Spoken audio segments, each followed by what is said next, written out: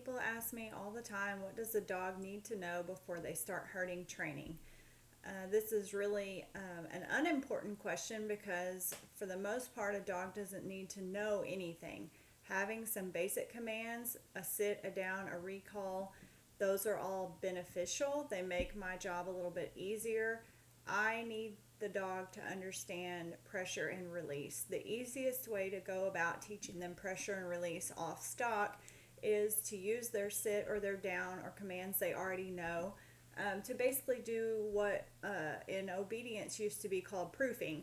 You put the dog in a sit or a down, you move away, you do something to kind of distract them.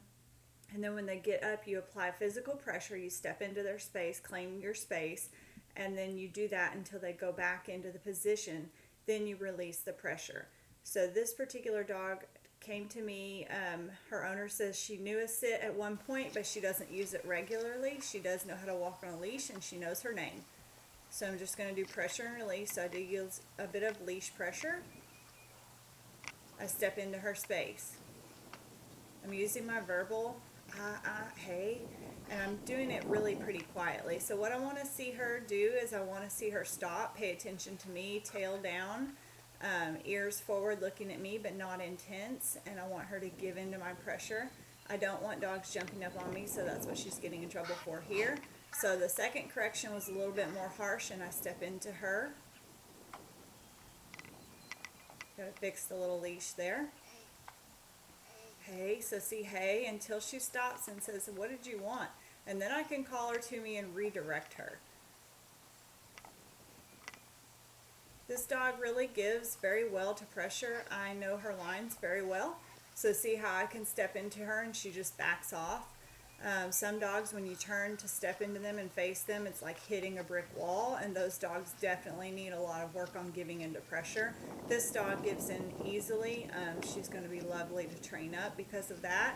She's going to respond well to handler pressure, and she's going to be concerned with what you're asking. So sensitivity is a good thing. Too much sensitivity can be harder to work with, but so can not any sensitivity. So I just walk into her pressure. I don't really want her to turn her back on me like that and just kind of doodle around. I want her to be concerned with what I'm asking. So there, she got in trouble for jumping up on me. So see how I'm just going to pull her towards me and then step into her.